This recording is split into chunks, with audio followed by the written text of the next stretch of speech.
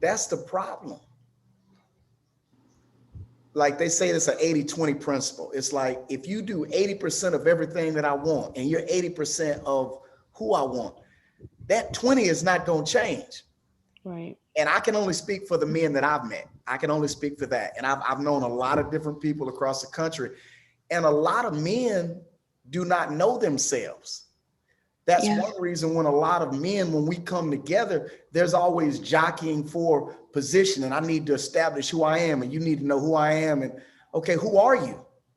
Because in your mind, you have a perception that you're a leader. You don't do this well, you don't do that well, you're not equipped with this skill, but you always want to be the first to open your mouth. And that's just with men. So I can imagine when a woman is asking me questions about areas in my life, I'm just going to say these days, a lot of men's childhood was not that great.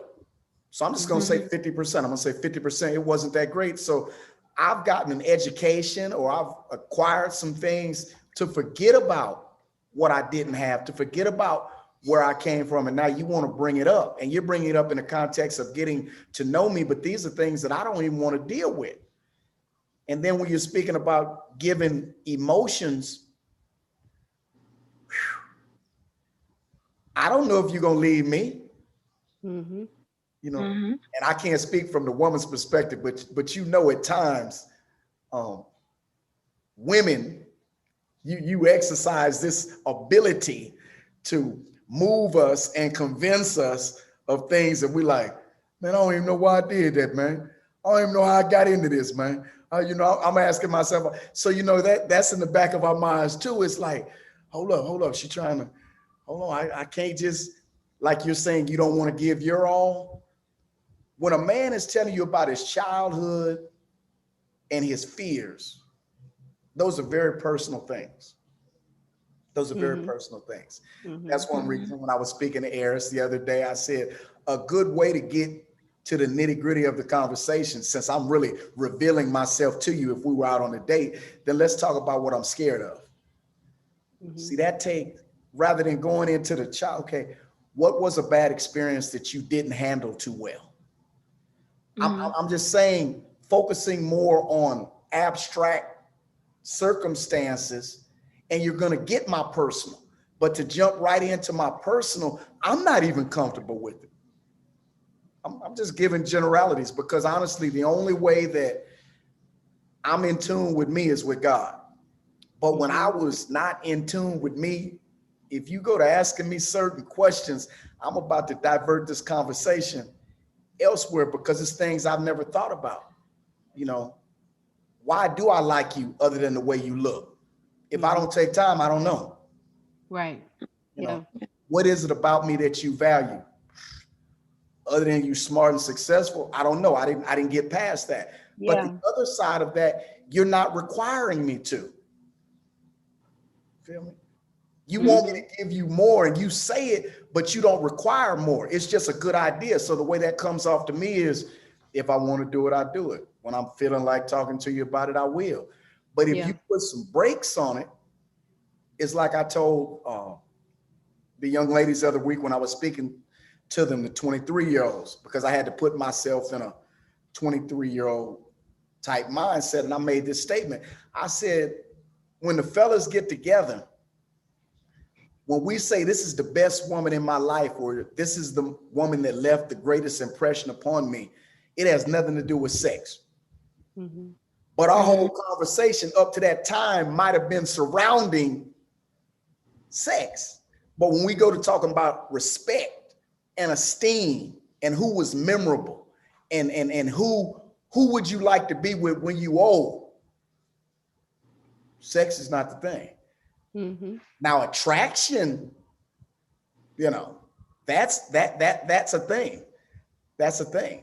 And that's why even with some conversations I'm having with different men, it's like, say, how are you telling me you all caught up in her, but you're looking at everything that don't look like her? You're talking about marriage. You're not talking about dating. You're not talking about having fun. If that's not what you want, I'm just saying, you talking marriage. Oh, that's my fiance. How is this your fiance? You know, My friend and I, we just talked last night about another friend, and we said, man, we hope it lasts.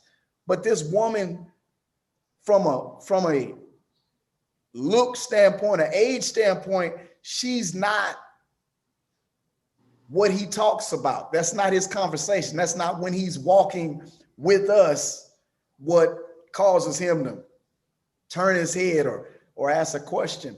And so I'm just giving you that just to say that what makes life interesting to me right now when it comes to the opposite sex, discussions that lead to revelations and understandings that we wouldn't get just from naturally being impressed with how we speak or talk or where we met. Mm-hmm. Mhm. Eris, you're quiet. I'm not sure. I'm just listening. Go somewhere. I'm just listening, Jakes. I mean, everything you're saying is true. Um, from my past experience, Lord, there, about the physical attraction. I know we talked about this yesterday, but when a man is not physically attracted to you, you know, and he expresses it, why he continues to linger, or why he continues to try to make the relationship work. And then women probably like, oh, girl, you crazy. I would have been left. But like you said, some women are, it's like they stuck, Okay. you know, Okay. in that area. Okay. So I've experienced that. And it's hard to get out because you love that man and you care about him. But at the same time, it's just like you got all the qualities, but your physical attraction, you know, the physical appearance of you. And that's hard. I'm personally, I'm a plus size woman, Okay. and I don't have the hips and all that, you know, like I'm okay. I'm just solid. Okay. And I'm talking to every female out there who is plus size. You know, when you're dating and the man, he straight up and tells you, you know, like how he tells you is different. If he say, hey, let's go lose some weight, you know, okay, cool. He's trying to help you get to just being healthy. But when a man actually says like, I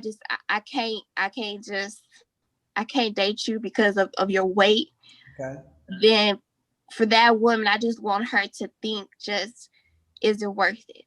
You know, is it worth staying? Um, is it worth thinking about how your body is or for that man every day? So to just, I don't know, just to talk about that issue is just know your self-worth, know that there's everybody for everybody, you know. There's a man who's gonna like your weight. That's right. And I mean, so it's just more of true. that's my perspective on what I've done with recently, that really hurt me and that really broke me down, and I didn't know. It never phased me before, but when a man expresses that and doesn't try to help you with it, you know, it's hard.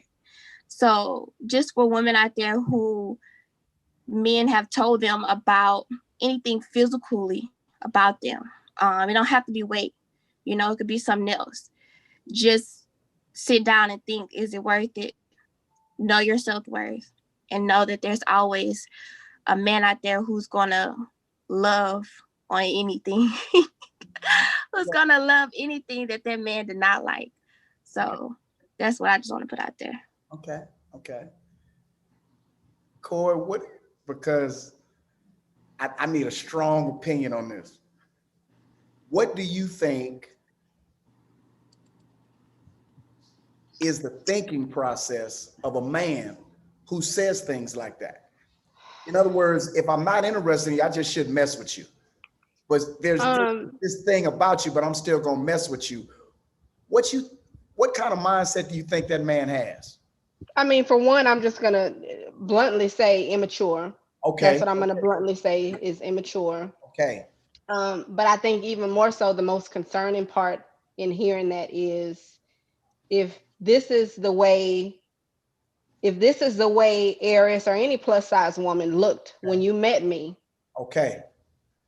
okay, and but you still decided to pursue me, you pursued me. Okay. What changed? When was this something that you didn't desire? Okay. Okay. Okay. So that's what I think is unfair. If you're simply not attracted to something or someone based on whatever your reasons are, like you have a right to be attracted to the person you want to be with, but you know off top what you're interested in, what you're not interested in. You don't take the time to pursue something that you quote unquote not interested in, Okay. but go as far as talking about building a future together, and then wasting someone's time for months at a time, a year at a time. You don't do that. Okay. Not as an adult, not as any age, but definitely not as an adult. And the other side of me is kind of like, okay, well, do they really know better? That's another thing I'm toying with in my head. Mm-hmm. So yeah.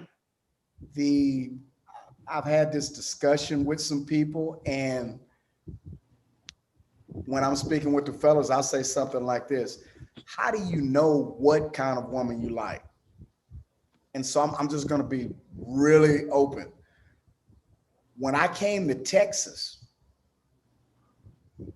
I was struck by the fact there were comments being made about women based upon skin tone.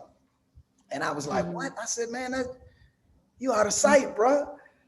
And that awakened me to the fact that there are some people that are struck by the shade or color of a woman. I mean, I want this color woman, or I want this. And I began first to ask myself, okay, how did you come to like the kind of woman that you like? And honestly, what impressed me when I was smaller and I saw other men had TV shows and other things. And so when I got older and I looked at that mindset, and I'm like, man, I want the woman that I want. I don't want the woman that I think I want, because I'm getting the woman that I think that I want, and that's not sufficient. And until I sat down and just thought about it, and I said, okay, I really need to find out what I want. And I say, once again, a lot of men, and I have to continue to do it, we have to think about why we have the thoughts that we have. Why do I want that particular car? Why do I want that particular job? Oftentimes it's not because I organically developed a taste or a like or an affinity for it, but it's because either I didn't get something and I'm trying to make up for it, or this is what garners the attention of other people if I have it. And so that's just some thoughts that I had on that. Because when you say, well, why does a man pursue a woman that he might not necessarily be interested in having a long-term relationship? A challenge. There are some qualities that you have that impress people that I know. And so therefore, okay, come on. But they don't impress me, but I'm really trying to impress the people that I know. So as you said, I agree. I totally agree with that.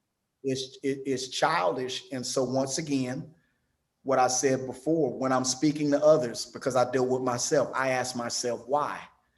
It's like I remember when my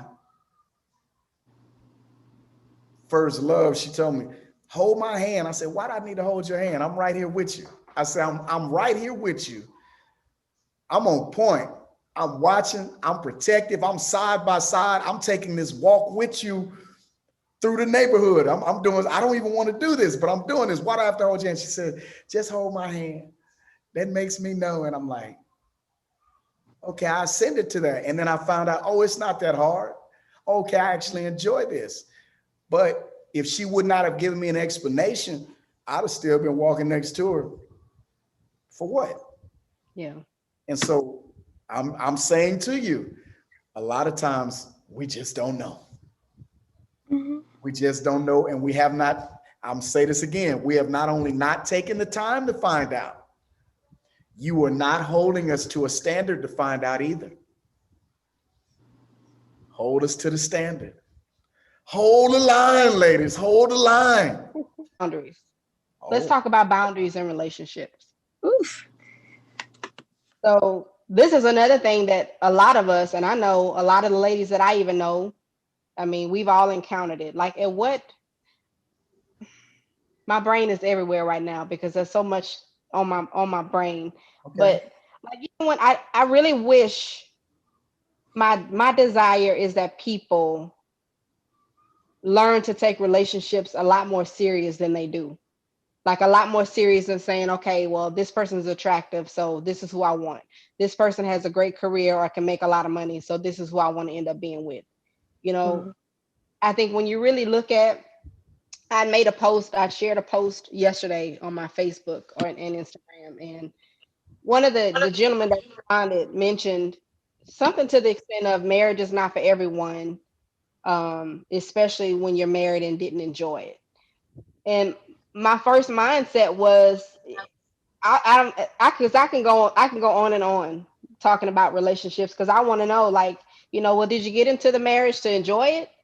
Were you prepared to know that there are going to be ups and downs? Do you know, like, in any event, for instance, Sean, you meet a woman, you're married, everything is hunky dory. Um, let's just say she has an accident, and for whatever reason, she's changed, mentally changed, or we can even go as far as pregnancy and postpartum depression that takes place. Mhm. She needs to know that she has a mate by her side who's there for her, who can pull, who got her back, who can be there for her emotionally to pull her up, to pull her through this. And a Mhm. lot of times it's just kind of like we get in relationships just for the sake of saying we in a relationship, or it's just the whole, it's just a thing to do, Okay. not really understanding the seriousness of it. How much we need each other, not just for what we can get from you in terms of material things, but we need to be able to be emotionally supportive to each other. Okay. And I go back to when I was playing a minute ago and I said, ladies, hold the line. All the discussions, shouldn't we have talked about this during the dating process? Yeah. We Yeah. Yeah. shouldn't wait till we're married to discuss my ability to mentally and emotionally support you. I know. And all I'm saying, since you cannot control the other individual, the boundary that you set for yourself, don't go below that. I'm not talking about the first dinner, but we've had dinners or we've had dates and it's going somewhere. Well, sooner or later, we need to hold a line. You understand? Mhm. And I'm saying you can control that. Hmm. And I'm saying you can share with others after you've held that line. Hey, this is what worked for me. Because I guarantee you, if you know people in successful marriages, don't you ask them how it's successful? Right. Yeah. Yeah. Okay. So I'm saying instead of focusing on the other individual, okay, I'm the one right now who's single. I'm the one who's getting ready for marriage. So whether it's someone I know or somebody I'm going to meet, I'm going to hold this line, understanding that if I can't hold these discussions with you, then that automatically has to disqualify you. And when it doesn't, you get exactly. That's what I always ask people. I said, you act like this behavior is something new. Did you really not see, or you really didn't want to pay attention? Hmm. Mhm.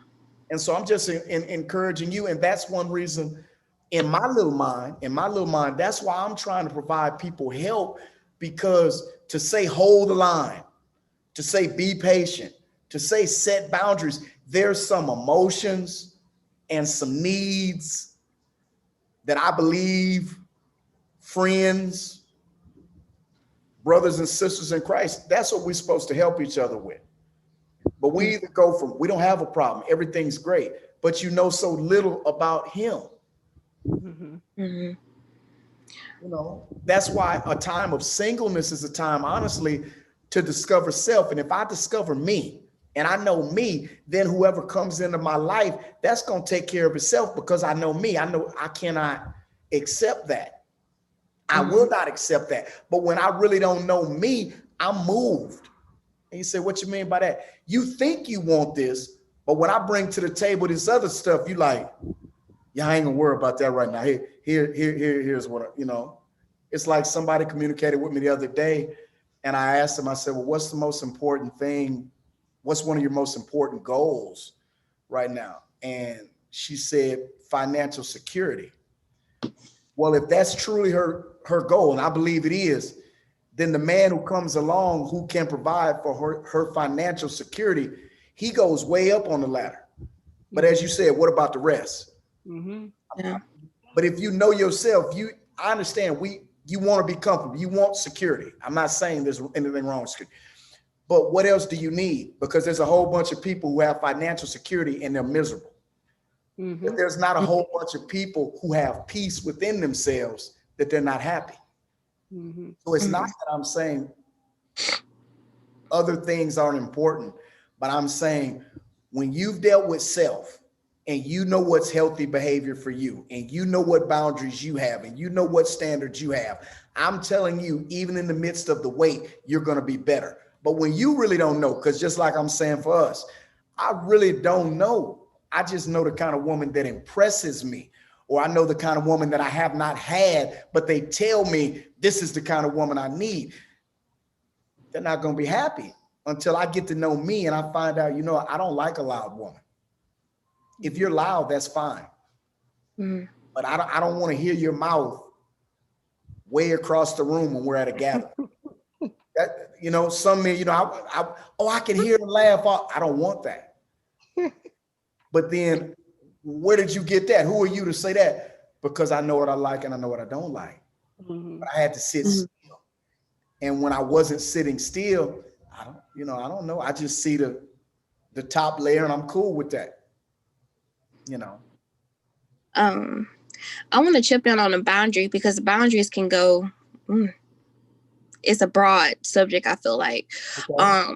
But I know in a lot of relationships, not even much ones that I've been in, but for what me and my friends talk about, or even what me and, you know, and Coy, I think Coy can relate to is when we were dating or when we in a relationship, a serious relationship, and we talk about marriage, but some boundaries are placed, but that man continues to break those boundaries as far as like with other women. Mm-hmm. Not necessarily cheating, but more of, okay, you talked to this woman before, I don't feel comfortable with you talking to the woman, but he continues to still talk to that woman. You know, I'm talking about boundaries like that. I feel like it's not discussed in this.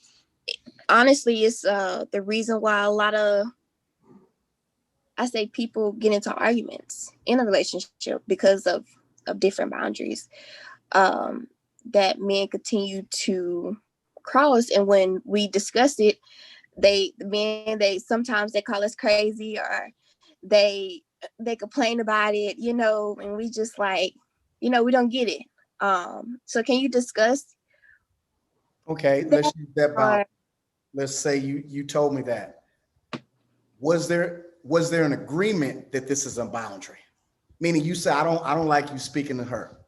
For me, it was. yeah. Okay. Yeah. So a boundary is put in place for what reason? For me, it's a form of respect. Okay, respect is for protection. Yeah, I was gonna say protection. Yeah. Protection. Mm-hmm. And so if boundaries are broken, let's just look at a physical plane. If I have a fence in my yard and you break that boundary, there's a penalty. Mm-hmm. If there's no penalty, then the boundary is not real to me. Mm-hmm. And so I come back. If you're going to set a boundary, and when I say set a boundary, meaning we've discussed this, we're not talking about, well, to me, it's nothing wrong with talking to her. And you say, well, I have a problem with it. Mhm. We just leave it like that. No, we have a discussion and you say, I have a problem. I say it's not a problem with me. And then we discuss it. If I never agree that it's a problem, then my behavior is not going to change. Okay, see, that's the issue right there. You know, like it's not going to change. We telling you all that that's a problem, but the fact that you have it, or you guys have a mindset that, oh, I'm not going to change. Like, Okay. as women, like, how do we go about that? Even if Yeah, they're like how do you just say you're in the relationship and that happens? Okay, like okay, because for me, it's easy to say, you know what, F this, going on and do what you do. Okay. Because that's my first inclination. That's my first inclination.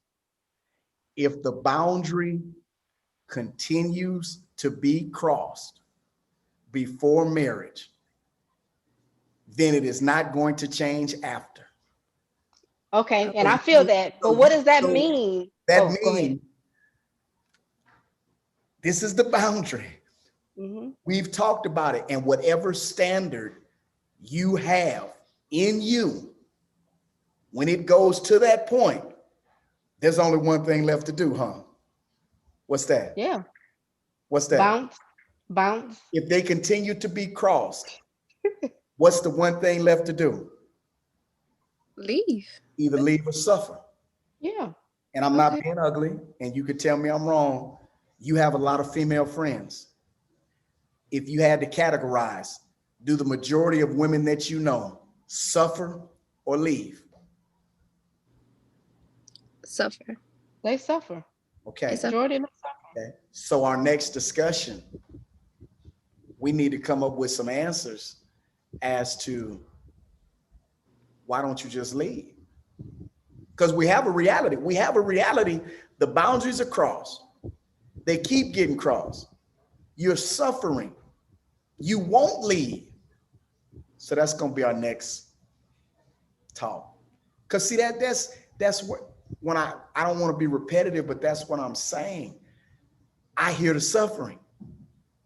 And so rather than try to think that I know it all, I'm trying to find people to say, hey, if you did something to stop the suffering, can you give some people some knowledge to help that?